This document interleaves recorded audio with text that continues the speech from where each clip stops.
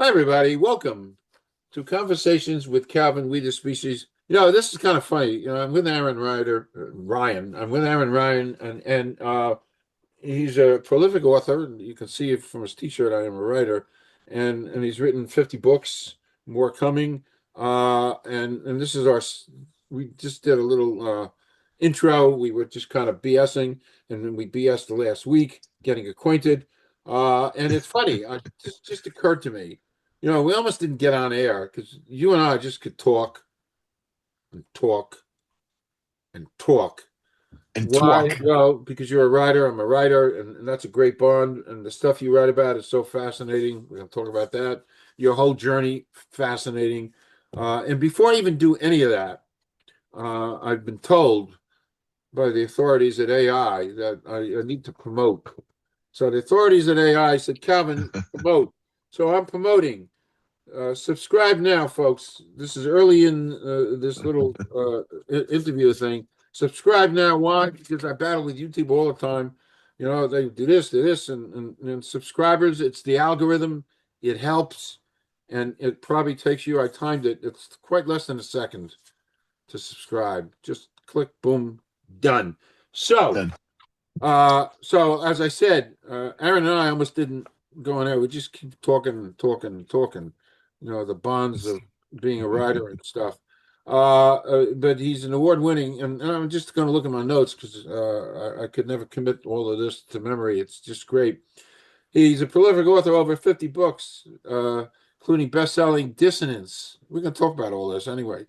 Six-book Alien Invasion Saga. I love that. I love that. Actually, they're probably here in real life. Duh.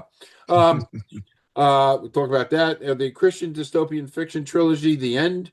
And yeah, I've got all kinds of, little, there it is. Picture that. I'm all prepared here, Aaron. I'm all prepared. I'm like a Boy Scout. Yeah. Uh, let's see what else here. The Talisman trilogy, the sci-fi thrillers Forecast, The Slide, Blood Echoes. I think I saw that somewhere around. Uh, Hold it yeah, up. I'm holding it up. Look And at then that. There it actually, is. I have your background there, but it's better. Your background is better. So I'm all prepared here. And not only the science fiction stuff, but you've got nonfiction books. God is Not Santa, which is really fascinating. You Are My Whole Earth. A Daddy's Love for His Sons. I love that a lot. You're Going Straight to Helen. I love that.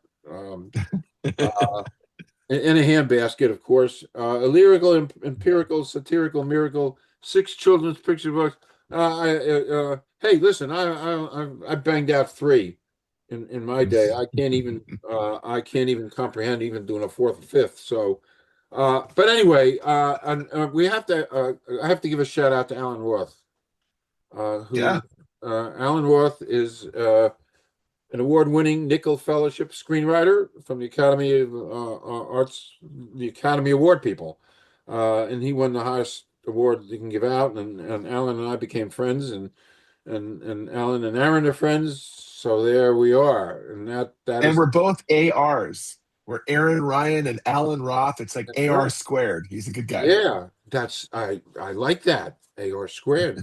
So all this chemistry Mhm. and particulates of energy is here and it has brought us together, and I'm just thrilled. So, uh, most people won't know what I'm going to say now. This was my Johnny Carson monologue, which is now concluded. And usually, when I say my Johnny Carson monologue, people look at me blankly and say, "Who?" Yeah, exactly. Yeah. Yeah, that's So, when you know that you're old. I went into a Subway and ordered a sandwich, and Billie Jean was playing, and I think the cashier, the sandwich maker, barista, or whatever they're calling him, was maybe 15, 16 years old. And I said, playing a little bit of MJ, huh? And she goes, huh? And I said, sorry, sorry. Probably not everybody knows him by that. The King of Pop. And she goes, who? And I went, oh. And I went, sorry, Michael Jackson. And I'm not kidding. She goes, don't know him. And I went, oh, it just like, wow. I felt gray hairs coming out of me as she said that. Just, man, you thanks for aging me so much. wow, wow. I mean, Yeah. can't believe Johnny Carson. I watch his reels all the time. And I've learned It's so much amazing. about him. But when people look at and a big prolific amount of people say, "Who?" So anyway, we're here. Why don't you say some? And we didn't even touch the fact you're an amazing voiceover actor, and you've got a whole studio that's beyond that background there. I mean, it's just like wow. You are wow. And again, I'm just glad the confluences of the universe got us together here, which is a nice Yeah. word, the confluences of the universe. You can use that phrase if you want. Confluence of the awesome. Now that you saw it here first, folks, and you see it come out by Aaron Ryan, permission granted right there. Okay. All right, yeah. Background. Yeah. Yeah, boy. Well, there's I think the background behind me kind of speaks for itself. Like I love writing. I've always loved writing, but writing is one of many manifestations of my creative pursuits. I've always had to create since I was a kid. And my it's so funny because life really does come full circle. I have a 10-year-old and a 7-year-old. They're both boys. And my 10-year-old is incredibly creative. And he has to create. He has a just it's a deep compulsion in his bones to craft every single day. And I don't know where he gets it from, but mirror copy, mirror image, that little guy. That's the way I was when I was a kid. I had to do I had to write stories, I had to write poetry, I had to dance, I had to do drama, I had to, draw. And all of those things are now evident in both of my sons, but particularly my older one. I've gone kind of on endearing rabbit trails through my life, over here, let's try this. And where's Aaron going now? But I only recently returned to authoring when a spark was lit, or a fire rather was lit under my butt with the eroding voiceover industry. I thought that was going to be my ship to fairer havens, as it were, and the industry continues to erode under the weight of AI and lowballing clients and underbidding colleagues and the economy and a SAG after strike. So I pivoted back to authoring only a few years back, and have just been on fire, on a tear, because this is truly what I was supposed to have been doing all along. And so you could say I played a fair bit of catch up, um, but this is what I'm supposed to be doing. This is my calling. And I love creating a book and holding it in my hands when it's done and going, look what I made, and letting people enjoy it out there. So storyteller at heart. Yep. And your T-shirt. I am a writer, and it's funny. Um, You got to read uh, the bottom half too. Yep, anything you say may be used in a story, which is great. Uh, uh, you're like a sponge; you absorb all this stuff. And when I wrote my first novel, which was a spiritual thing, I think I showed you last week. It was a whole Yeah. spiritual thing. Somebody up there stuck it into my head, and because I was never a writer, I always studied science and chemistry, which I hated. Uh, um, but I realized I'm a writer now, and it's a wonderful piece of nomenclature. I'm a Yeah. writer, and that was such a powerful thing for me to realize. I mean, I didn't so many books. I just published Fishy Water, and but I realized I'm a writer, and that was the piece of energy that helped me retire from Luxottica after 25 years and start to pursue a whole new career. At 65, 15 years ago, became a journalist, Oh, and eventually another book, my tortoise novel, which got 13 awards. But it realized writing is just about as prestigious as you can get on planet Earth. It's a mm, wonderful, wonderful place to be in your heart, it is. mind. Wonderful place to be to create and to share words and ideas and motivations and stuff. Truly. I agree. With every single creative pursuit that I've had, um, drama, you're acting out someone else's story, someone else's line. But as a voice actor, it's still telling a story. As an actor, you're still telling a story. And so, and in poetry, you're telling a story. In art, you're telling a story. In music, you're telling a story, both in the musical form and in the lyrics that you're creating. And so, it's just, when the voiceover industry and my career began to start crumbling around me, I sat back in this chair, turned around, and I was just, hands over my head, kind of going, Lord, what am I supposed to do? And in my heart, the answer was evident from the get go. I'm a storyteller at heart. Right now, I still maintain a voiceover career, and I maintain an authoring career. They're dual storyteller tracks. I really enjoy this. It was at a time very lucrative, but you ask, hold me at gunpoint. Don't really, but I mean, if you held me at gunpoint, and which do you choose? I love telling other people's stories. Oh, I love, love, love, love, love being able to craft my own story and to tell it and then to give it out there and have people say, this is great. This is wonderful. What a joyful escapism this story has been. But if you look back, all of those career tracks and those pastimes and hobbies have all been storyteller at heart. So the answer was staring me right in the face. Yeah. And my first question, and you already touched on it, I think you were 7 years old and you wrote your first little novella. Yeah. Did you never in a million years think that that kind of storytelling is going to be part of your life? I mean, how could you? You're 7 years old. Yeah, you just don't project that far out. The next thing I was thinking of was, what's for lunch in an hour? um, or when is next recess, at 7 years old. It's so funny because life really does come full circle. I was trying to write a story in 2024 called Forecast. It's a 9/11 historical fiction novel. A man struck by lightning, imbued with powers he doesn't know what to do with. He's able to see the future. He eventually ends up preventing 9/11 entirely. Wow. But what's so funny is, as I was writing one of those chapters, I literally I had this, epiphany, watershed, light bulb moment where I sat back and went, "Oh my gosh!" 45 years later, I'm rewriting the exact story that I wrote when I was 7 years old in second grade.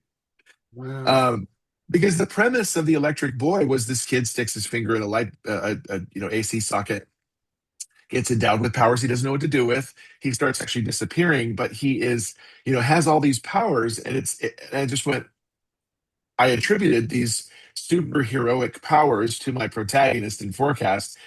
I'm sitting there biting my nails going, do I really want to do this?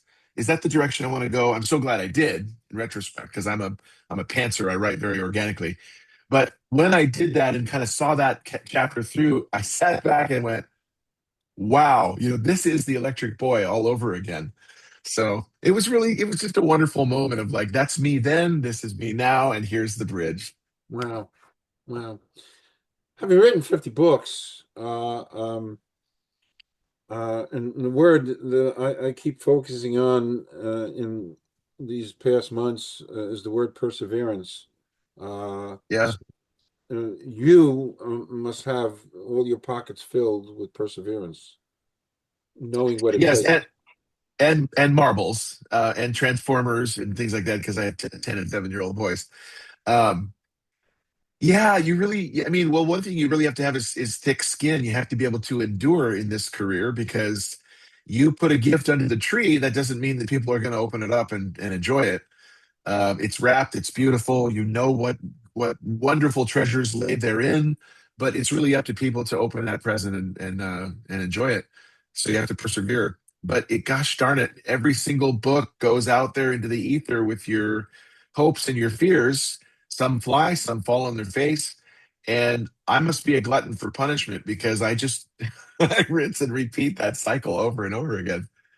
Um, but yeah, it's you have to just keep going, and I want to keep going. So there you have it. Okay.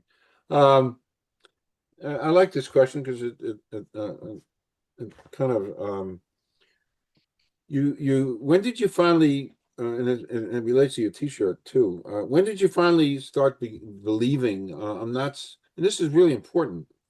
This is the essence when I'm not just writing, I'm a writer. When did was there a particular time when that you said I'm a Yeah. writer? Yeah, well, it actually started. I would say in the early '90s, when I first started writing the novel that I ultimately deleted, and I wish I could go back with every fiber of my being and the fire of 1,000 suns and undelete that book. But I guess that was the first spark. But ultimately, as a voice actor, I've penned 6 books. They're satirical slash inspirational business guides, and that started, in 2017. At which point, I also started penning the first of 300 blogs as a voice actor before I ultimately withdrew from the community.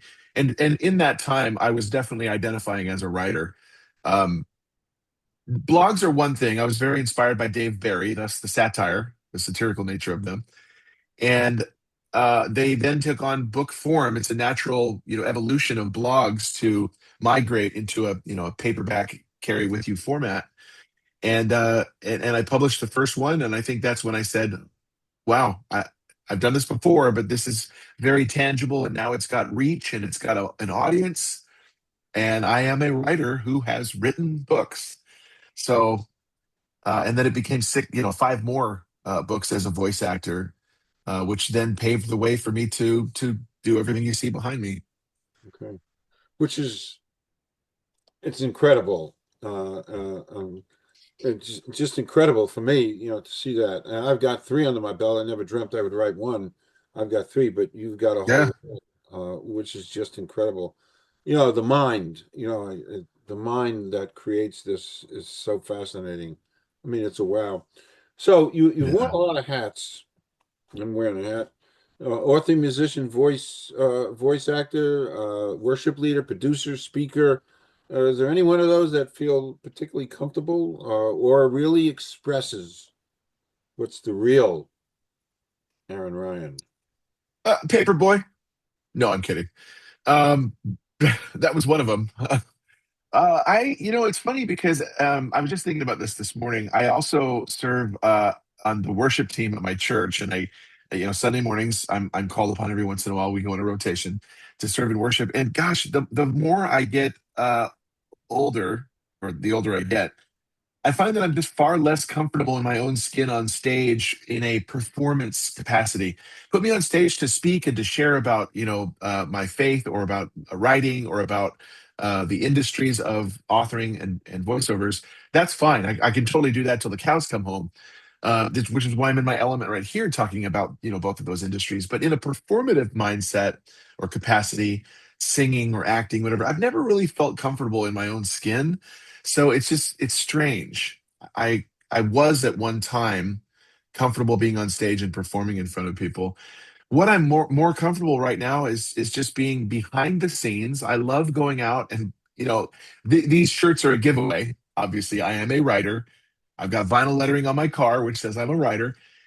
So people are going to know. But short of wearing some sandwich board and ringing my bell, usually I'm out there, and people have no idea that's me. They just heard on the radio with a United Healthcare commercial, or that's me whose book they just read.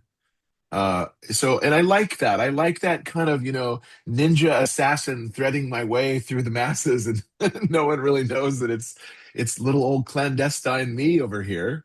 I think it's cool, and it doesn't go to my head that way as well. So, which I've been guilty of before. Okay. I'm curious about this too. You write prolifically, of course. How do you do all that without burning out? That's a really good question. I think it's safe to say that at the coattails of every book's production, I face a little mini burnout. Okay. At The burnout doesn't happen after I write the end. The burnout happens after the momentary spike in exposure and promotions and sales, and the corresponding nature of those three things. But on that downward slide, there's that burnout as I put so much into this, and my heart and soul and blood, sweat, and tears went into this book, and now it's all over. And you have to kind of intentionally divorce yourself from that, unless you're working on a series. And so these characters have to stay fresh, their details have to stay fresh, the narrative, the stakes have to stay fresh. So single installment novels like Blood Echoes or The Darkness Within, recent releases, or The Phoenix Experiment or Forecast, I have no such intention of stringing those out into any kind of episodic treatment. But you do have to bid farewell. And when that farewell happens, yeah, it's a little bit of a downer, and like, gosh, what do I do? And then the next book, you know what you want to do, because that's how I work, but I can't bring my fingers to type on the keyboard. and it's hard just to kind of get in there. But I feel like if I was any X-Men, I would be Juggernaut, because when I start going and I really bite down hard on the idea that I've latched onto, I don't stop. I mean, I think Stephen King said you want to write 5,000 words a day or whatever. There's days when I'm writing 20,000 words a day. Wow. I just can't stop when I get into it. So it's a roller coaster for sure. Okay. Curious. I can answer this for myself, but with all this input and everything floating around your cerebral outposts, do you ever get ideas faster than you can write them? Uh, yeah, but I'll usually log them down kind of in an idea document, Okay. ideas for next novels. And I work backwards, Calvin. I'm an anomaly in this regard, and I like that I'm an anomaly in this regard. First thing I'll do is I'll get an idea for a cover. And so I'll look at that cover and I'll work on the cover for the story. I have not a shred of the story written. I have no idea who's in it or how it's going to turn out. But Wow. I reverse engineer my stories going from the cover backwards, because if the cover is alluring enough, it compels me, Wow. who am visually motivated, it compels me to write an equally alluring story that will match the intensity of that cover. Now the cover is going to go through iterations and redesigns and all that, but I have something that I can keep front and center, and that'll motivate me to write that story. Does that make sense? It's like having the end goal in sight. It does make sense. I'm trying to process that, and my mind is shooting here. So I go to my friend AI. I have a friend in AI and knows me after a year of working together as much as we do. And I say, Is yeah, that Angela Infante? yes, I like Is her that. name Angela Infante? Yeah. I like that. And I like the Italian motif because, I worked for an Italian for 25 years. So I like that. I like it a lot. And Wow, that's a whole. You know what? I'm going to leave that for another time. That's very provocative, and I love. You start with a cover and work in reverse. Fascinating. Wow. You're. By the way, if you see me writing, it's because I am writing. I'm taking notes on you. Okay. Hopefully they're all flattering. Yeah, well, they are. I'm taking notes. Hey, did I see an A plus on there, or was that an F? Well, it's A plus. It's an A Okay, plus all right. for sure. For sure. But I'm taking notes, but it's great stuff. Um, okay.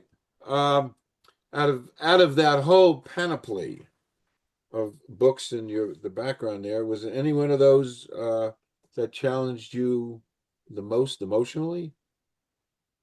Probably forecast. Yeah, definitely forecast. I mean, each book has a smattering of challenge and a smattering of satisfaction, and some more than others. But I think the one that man, I could not seem to come back to forecast, partially because I was still really immersed in Dissonance. Every time I finished writing a Dissonance installment, another one would come calling. So I'd finish one, I'd go back to Forecast and attempt to write some more. But then there's just so much story in Forecast, and there was so much backstory for me to mine, that I had a real hard time sitting down and shifting gears and focusing exclusively on Forecast.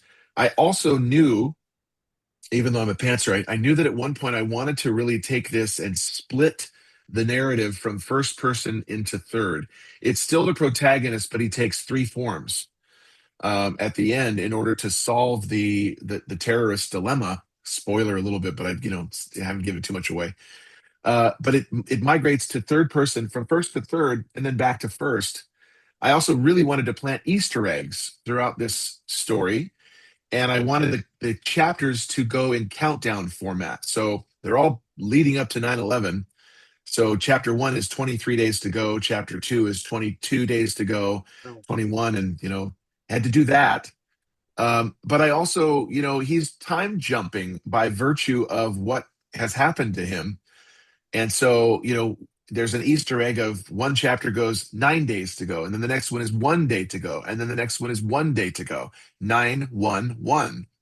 And so there's all of these Easter eggs that I had to mentally plant in there. It was a real challenge, but man, those are the best books. The Phoenix Experiment also was the very first book that I wrote in first person present tense. And I also was very motivated by, I don't believe it. I think, actually, I do think it was Sunrise on the Reaping by Suzanne Collins from the Hunger Games. And she incorporates some beautiful prose and poetry into that book. And that motivated me to put some prose and poetry into mine. So the Phoenix Experiment was a real stretching for me as well. Okay. Um, have you ever started a manuscript and said, "Out of hell with it," and stopped?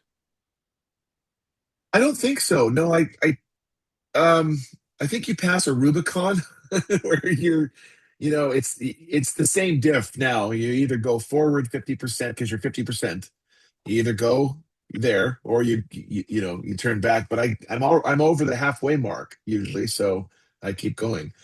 There's also the sunk cost fallacy where you put in so much it's pointless to give up now, and so I think I faced two of those situations Yeah. fairly frequently.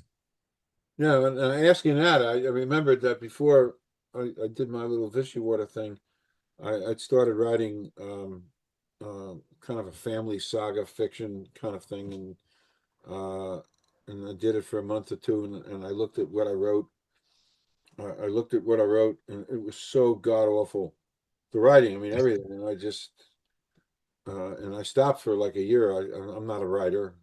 Yeah, you know, after I wrote Vichy Water, did I tell you when we were together? Because this is science fiction, perhaps, but I wanted to become a better writer, because so I channeled Albert Einstein. Did I tell you that? I don't think so.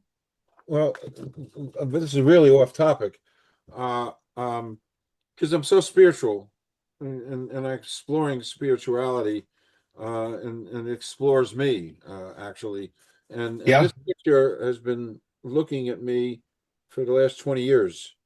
Wow. It's Albert Einstein's eyes. So Yeah. after I wrote Vichy Yep. Water, that first book, which is in my garage, I never did anything with it, but it was a vehicle for me to just change my whole life around and start writing.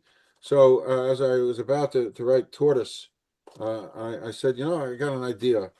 And I took this and I said, "Dear Albert, I'm channeling you. I don't even know how the hell to channel.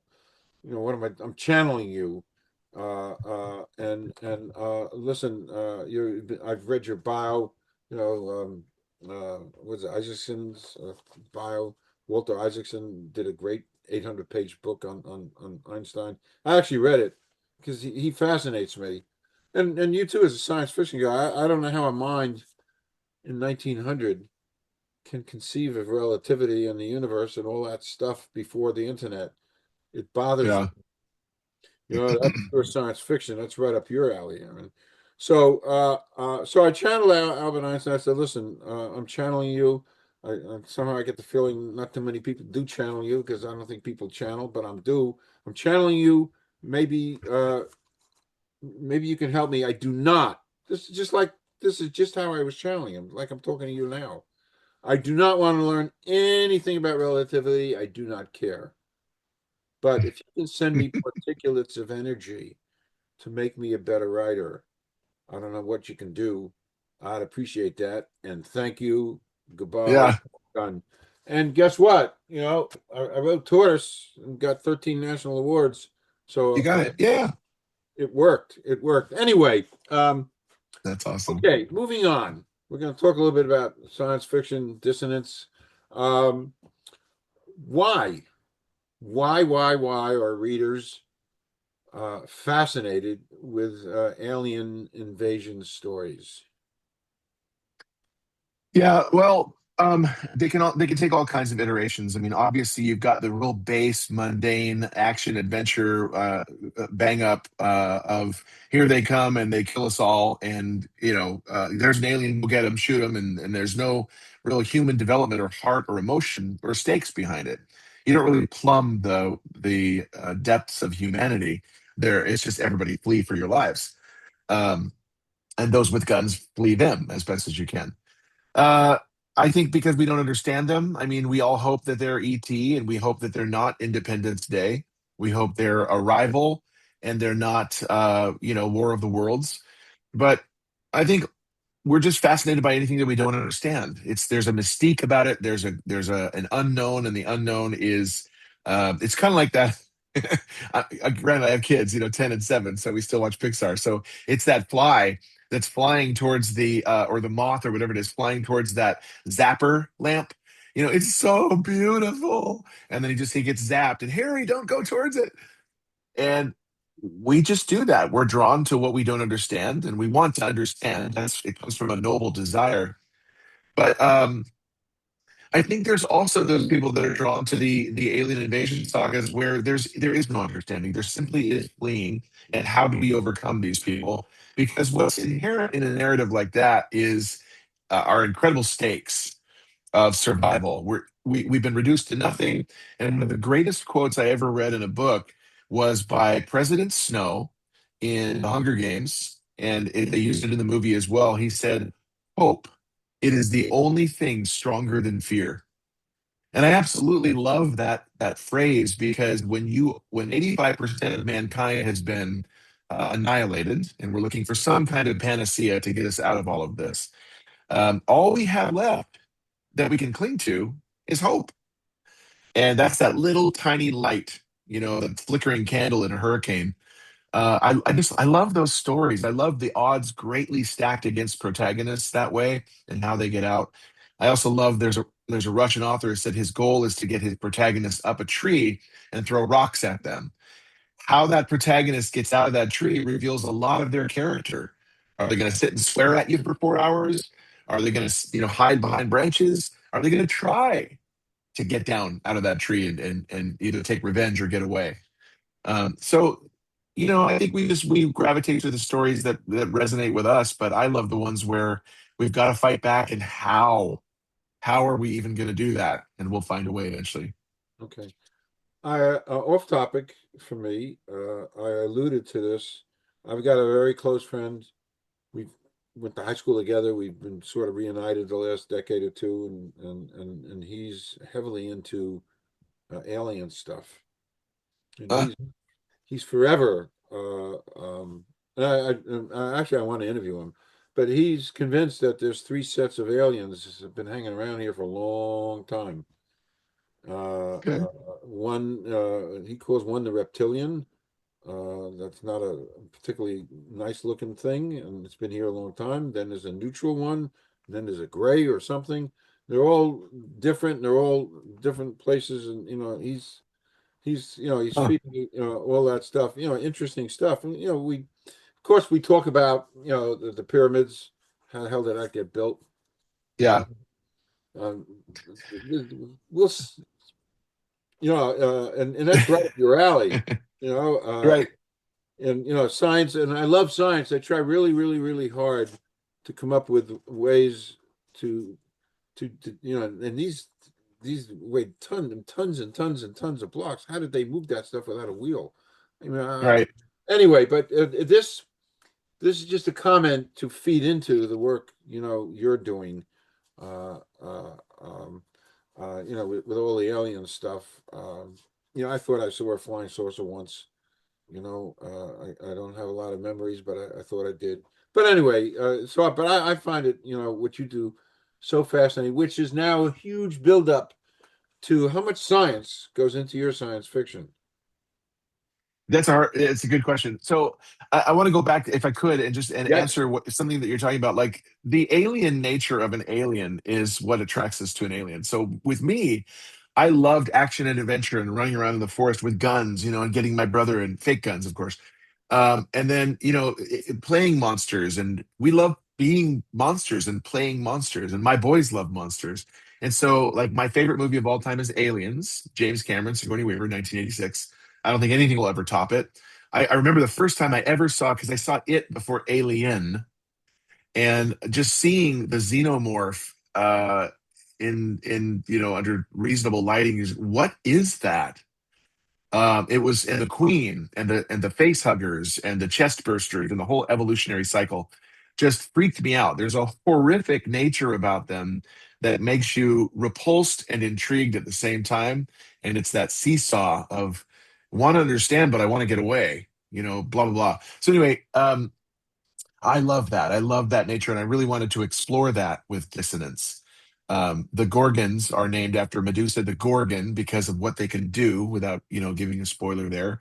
But Medusa in and of herself is kind of an alien uh, life form, right?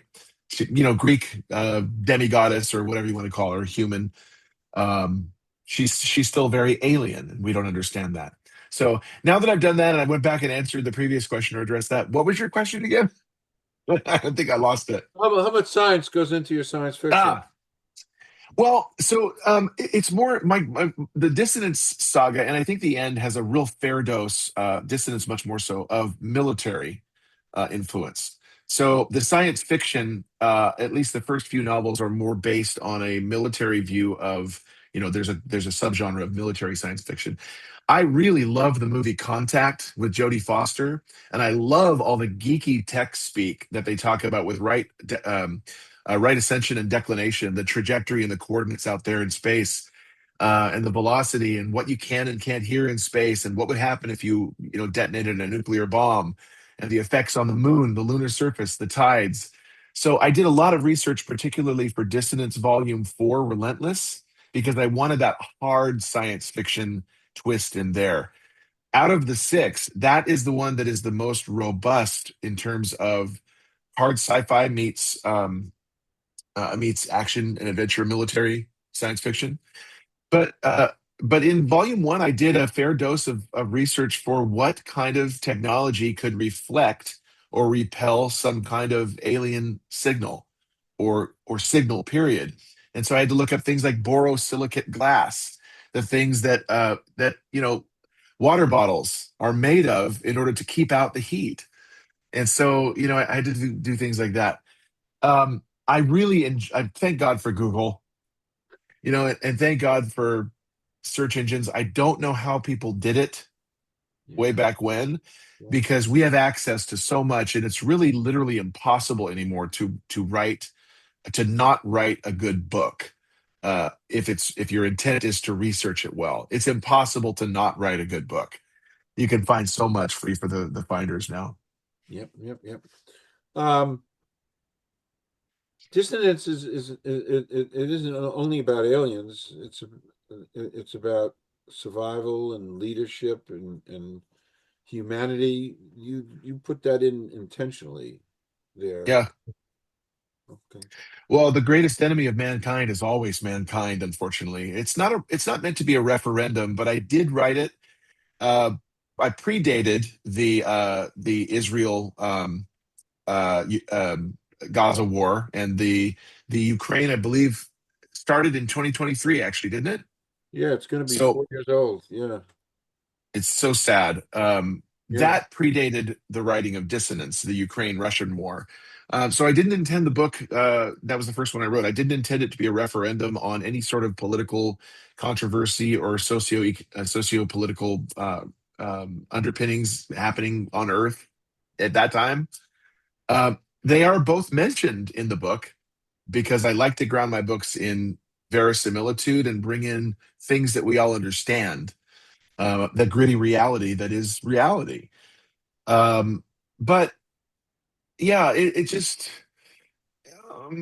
again, I didn't intend it as a referendum, but there's so many things that really happen in that book, particularly in volume one in the later chapter, that you find out, gosh, man has a long way to go, um, it- to being a better fellow human, because we're so much about putting ourselves forward, throwing someone else under the bus, sprinkling salt and ketchup on you if an alien is chasing both of us, so you'll be more, appetizing to the alien, and I'll get away. It's kind of that's what we do, and it's really sad. We should be working together to kick these aliens to the curb. yeah. So Well, and I subscribe to that. That's the title of my podcast, Conversation with Calvin, We the Species. You know, yeah, we're just one species, and we fall into the trap of calling our deity different names. I call right. it spirit. It's Mm, spirit, and you can call it whatever you're comfortable with. Bottom line, we're all one and that's I'm a byproduct of the '60s. I came out of the wonderful '60s with Vietnam Yeah. and civil rights and women's lib. Ready to protest everything? Yes, yeah, yeah, yeah, and that's where that's who I am. And when I got a chance to express myself in this podcast, we're one species. Um, Hey, Aaron, if Hollywood called about dissonance, uh, um, uh, would you insist on certain things never being changed? Oh, absolutely. Yeah, I mean that's the great thing of working with a screenwriter who's connected to the industry and would insist on keeping it close to the book. That's the worst thing is when you love a book and the book comes first always. I shouldn't say always. They make a movie and then sometimes they make a novelization of the movie, like Alan Dean Foster has done on a number of occasions. Novelization of Alien and Aliens and Star Wars and things like that. I would insist, and I think he would too, that we are part of the screenwriting team, that we have a contributory voice to say, sorry, this character would not say that. And this is a massive deviation from the story that people will not appreciate. And furthermore, has underpinnings on if this goes well, knock on wood, then you're going to want to produce everything. And if you do this that way, it's going to have a great effect on that later on. And you've lost an arc. So yeah, I would definitely want to say I want to be part of this because I wrote it a certain way for that reason. Okay, just checking. We all have that in the back of our minds, that whole journey kind of thing. So, Yeah. just to take a little bit of a deep breath now, and I want to drift off topic to something that I always like to ask. A couple of things. Here goes. You could be one answer, two answers, three answers, no answers. So, excluding family or friends, somebody living or dead you'd like to spend a day with. I think I might know. I don't know. It could be a couple, whatever you moved. Yeah, I'd love to meet Jesus. I'd love to meet and sit and talk with Jesus. I mean, I feel like I'm going to do that. I know I'm going to do that eventually someday, but I'd love kind of to jump the gun a little bit. I would love to meet J.R.R. Tolkien. Um, that's my main inspiration for writing. It's my first inspiration for writing, ring around my neck. I was so blown away. I was so blown away by that book. Um, all of them just opened my eyes to building and character development and stakes and narrative. I would love to meet Jeanette Goldstein, who is the actor who played Vasquez, the young Latino smart gunner in the movie Aliens. I would love to meet her and have a good conversation about what that was like to be on set for something so epic. Um, yeah, there's so many more. I'd love to meet Robert Louis Stevenson, and God, I read recently again through the strange case of Dr. Jekyll and Mr. Hyde for my research on The Darkness Within, which is a book about its epistolary fashion from the vantage point of a self-published author who's circling the drain and he finds a serum that amplifies his ability to write. Desperate for a bestseller. He'll do anything for it. It sends him into the bestseller world again, but yet this serum has a very toxic, detrimental effect on his personality, psyche, body, everything. And there's a monster within, and he unleashes that inadvertently. I'd love to talk to Robert Louis Stevenson about I'd love to hear him talk in person because the way the book is written, it's just amazing. So, and so many more. Great answers. Um, Another, I always like to ask this, favorite movies. That's a huge, uh, open question. Um, Yeah. do you have any? Well, aliens, and aliens, time permitting. I love the Lord of the Rings so much. I love the books with all my heart.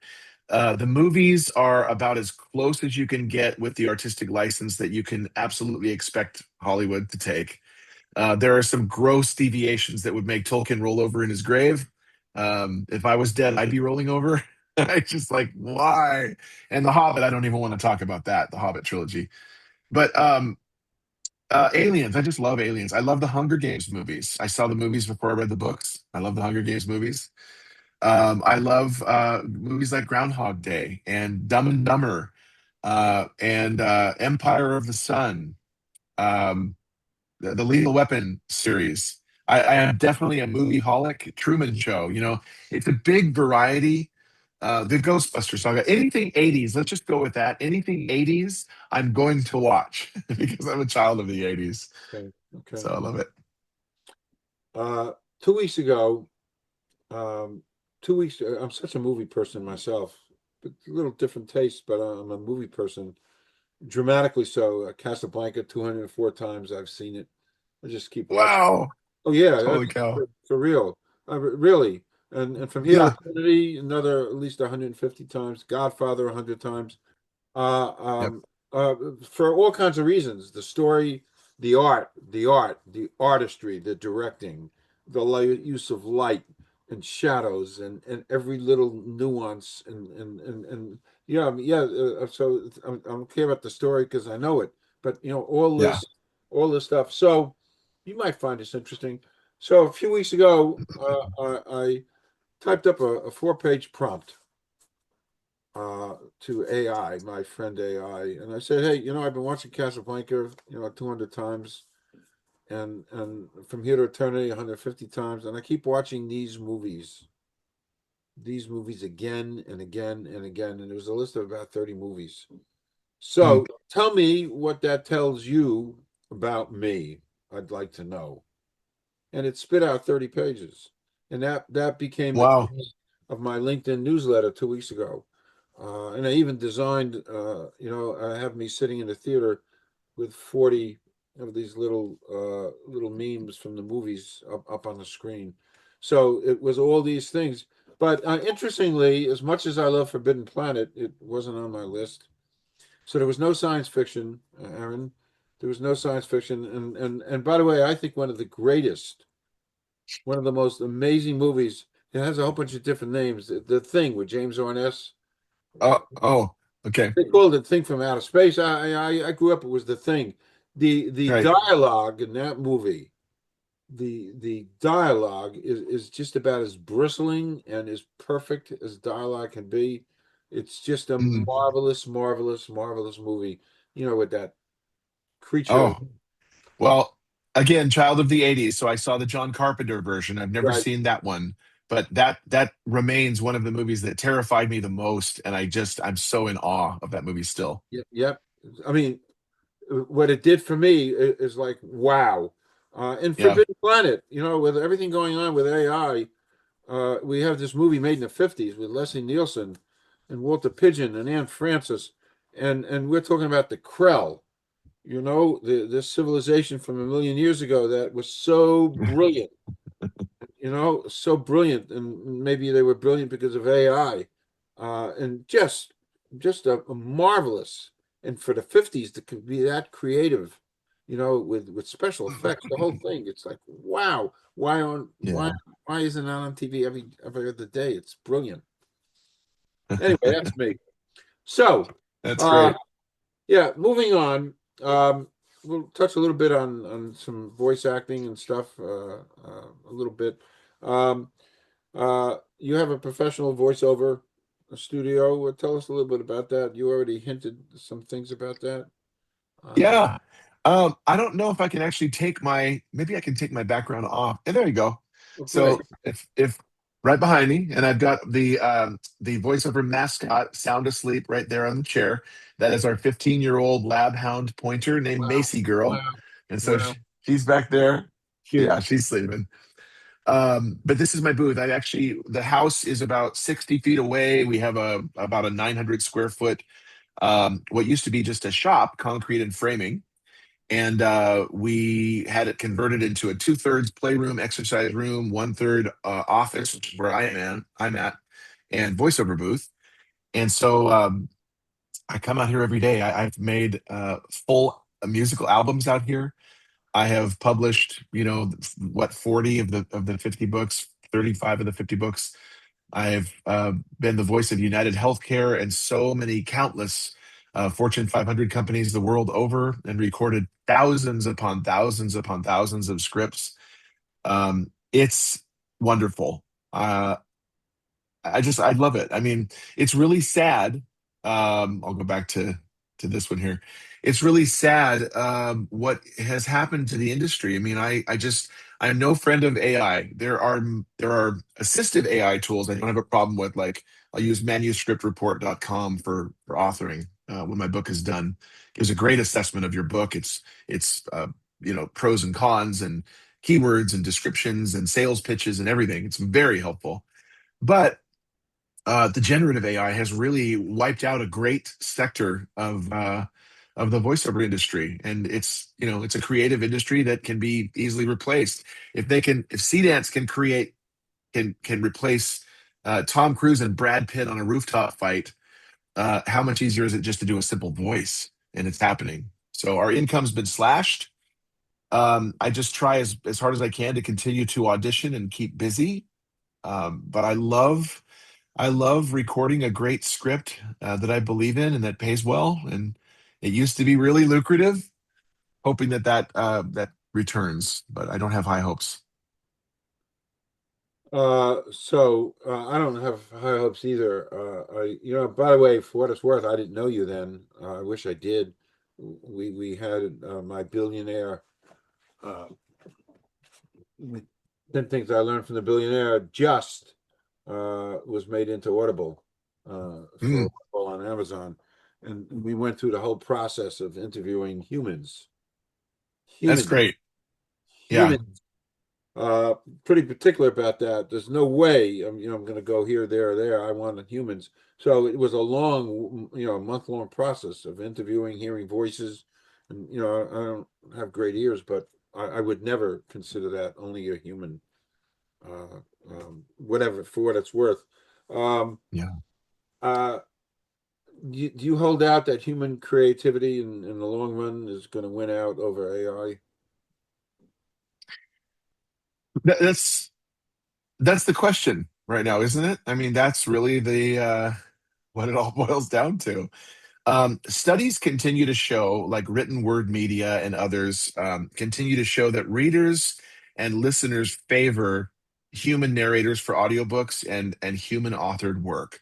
There's a great push to identify which is which, and Kindle, Direct Publishing, and Barnes and Noble, and Draft Two Digital, and Ingram Spark are now asking questions. Was any part of any of this book that you created authored by AI?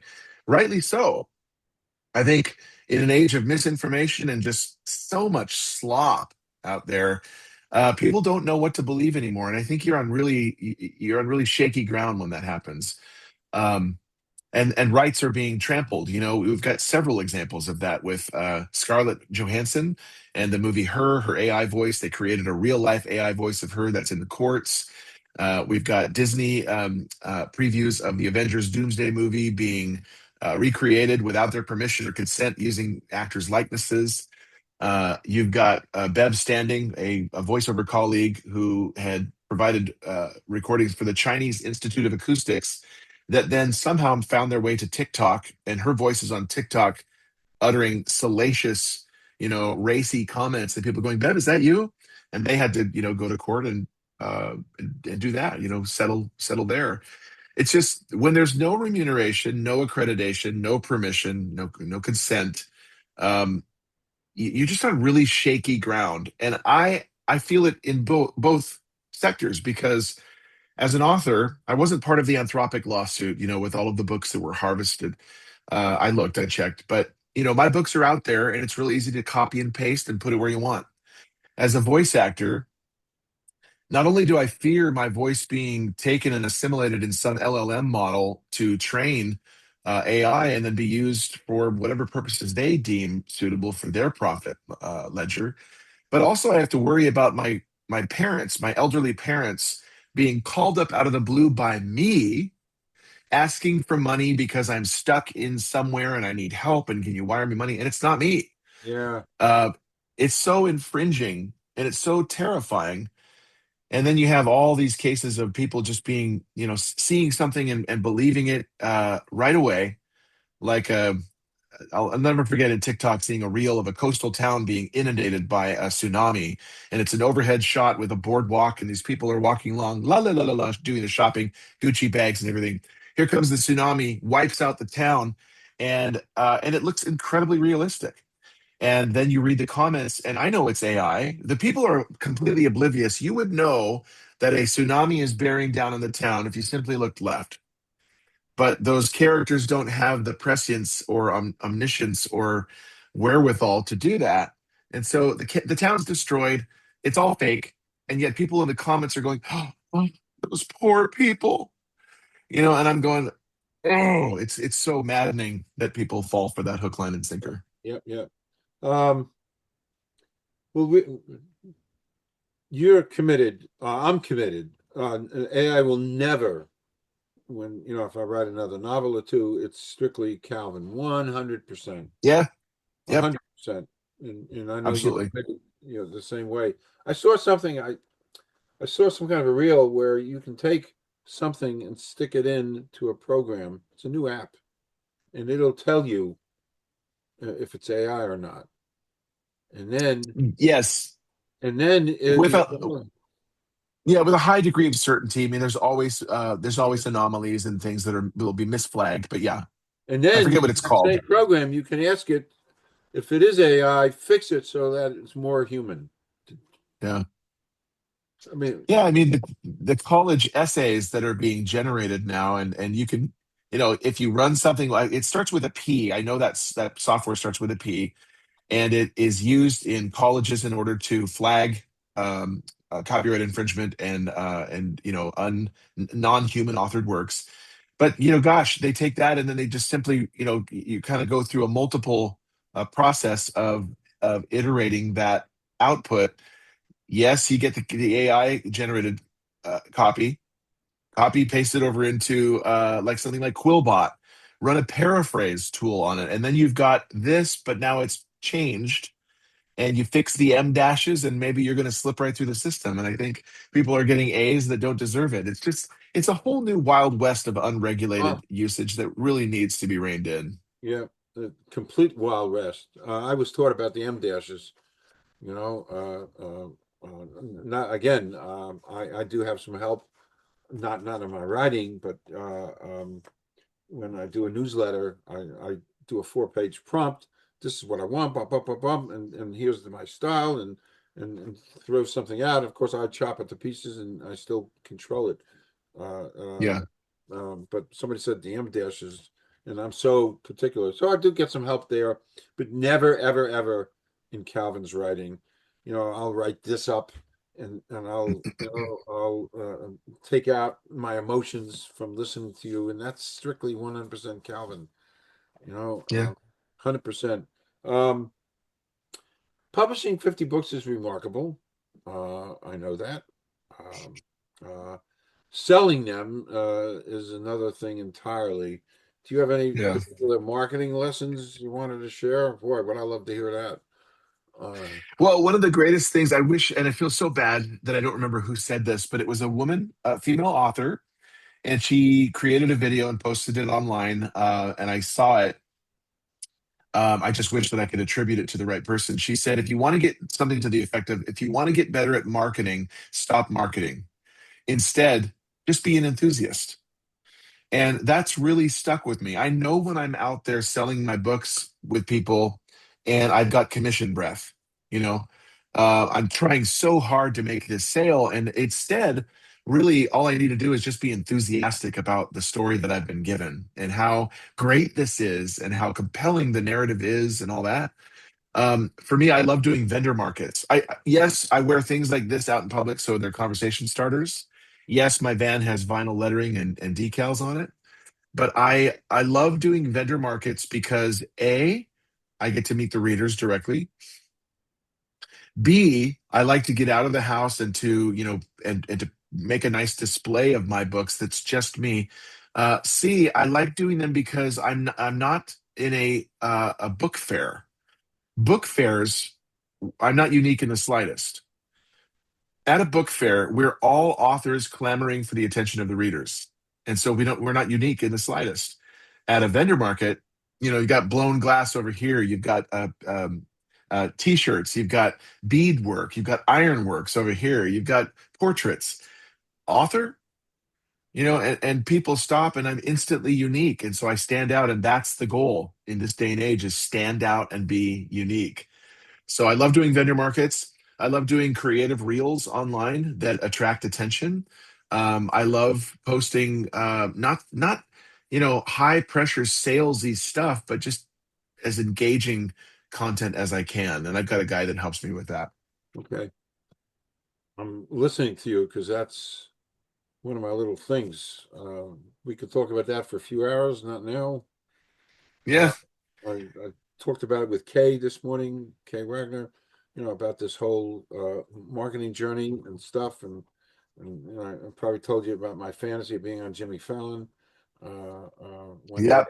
and what I have to say in one word. Anyway, as we wind down, and hopefully to be continued, because there's no way on earth we're ever going to finish some of the things that we can talk about, and there's just so much to talk about, and hopefully you'll come back, and your next series or whenever that comes out, we can just devote to that, et cetera, et cetera. Um, has becoming a father changed some of the stories you tell? Absolutely. Well, one of the things that I'm proud of, and that this will probably it may offend some original readers of Dissonance in particular, is that only recently I was compelled to choose a side. I've really felt God calling me to choose a side. As a dad, I have put out content that is amazing, ingenious, scary, compelling, adventurous, wonderful, frightening, hopeful, but yet it's peppered because I'm a big fan of verisimilitude and I want a gritty reality. And not everyone talks with clean language. It's peppered with profanity here and there during moments of extreme duress, and I've never felt comfortable with that as a writer, and as a Christian. I've never felt comfortable with that. So the original versions of Dissonance, and Blood Echoes and The Darkness Within, and Forecast all have what some might consider some objectionable content. The end is, clean Christian fiction. God is not Santa is clean. You are my whole earth. But I've started to really think, my kids are going to read these someday, and I don't want them. I've told them, hey, watch your language. We don't swear. We want to put out our best foot, and we want to behave, and we don't talk like that. My characters do. So I'm just trying to represent my character the best that character is in the book. If they're a Navy sailor, maybe they're going to curse like a sailor. Nonetheless, I was like, maybe I'm just gonna kind of going a little extreme. I didn't feel comfortable with it. So I went back and I sanitized my old works and substituted, the SH word with crap, or son of a might be, you monster, or whatever. Nothing cheesy or silly, but I'm cautious about the legacy that I'm leaving. Um, my greatest work will never see the light of day. It'll never be published, and it is the biggest book I've ever written by far, and it is called Journal for My Sons from Your Daddy. And it is a journal that I've kept for both of my boys since Brennan, my oldest, was 2 months old, where I've written, I want to say every day, but I've missed a few days here and there. Something about them, their lives, milestones, memories that we've made together, where we've gone, who they are, who their teachers are that year. And it's an ongoing journal that's massively thick now. And I cannot wait to give this story to them when they're 18 or 21 years old. That's me as a daddy wanting them to know how incredibly important they really are. They are my life's greatest achievement. And I want them to know how important they really, really are, what destiny they have. And so I'll never publish that, but it's not on here on my books, but it's the best and greatest and most robust work I've ever written, and it's not fiction. I love that. And you know what? We're stopping. That's just one perfect place to stop. Perfect. That's just great. Good place. It's funny. I wrote my tortoise book for my grandkids because 80% of it is me. It's Mm. literally it's me. And so they ever want to know a family history and stuff and stuff and stuff. So, but anyway, that was just so beautifully put, and what a great way to wrap this particular session up, which has been sumptuous. It's a great word. That's a great word. I don't think I've ever done a conversation interview where I've been described as sumptuous. I'll take it. Yeah, take it. Stick a fork in me. I'm sumptuously Take it. done. Take it. And I'm going to confess where I heard that word. Since I'm an old movie person, I watch Norma Ray a lot. I love Sally Field and Nora, and Yeah. it's a great movie. True story. I love true stories. Yeah. And their whole togetherness. He's from New York. She's down south, and there's probably a love story there, but it never gets a chance to get executed because they're from two different worlds: deep south, deep north. Mm-mm. Mm, But they work together and they form a union in a textile mill in, I don't know, South Carolina, wherever it is. And there's a love there, but it's just never manifested. It can't. And so they're saying goodbye, and he's going to go back to New York in the Sunday Times and Chinese food and stuff and stuff. And he says, knowing mm. you has been sumptuous, That's and awesome. it's just a great word to use in a particular situation, which I just used. Yeah. Yeah, Yeah. That's awesome. yeah. I'm So sorry. That's not awesome. That's sumptuous. That's what I meant to say. thank you, thank you, thank you. So this is great. I'm formally inviting you to come back whenever you want. Talk about the next book, series, whatever. You are amazing, encyclopedic, Thank you. You too. and delightful. And it's just like it's like a never-ending story. We could just continue to talk and talk. It's great, Aaron. And again, Yeah. thank Thank you. you. Yes, thank you, thank you. Don't leave. I'm just going to stop recording. We'll do a 2-minute wrap. Uh, this was great. Thank you. Yeah. Thank you so much, Calvin.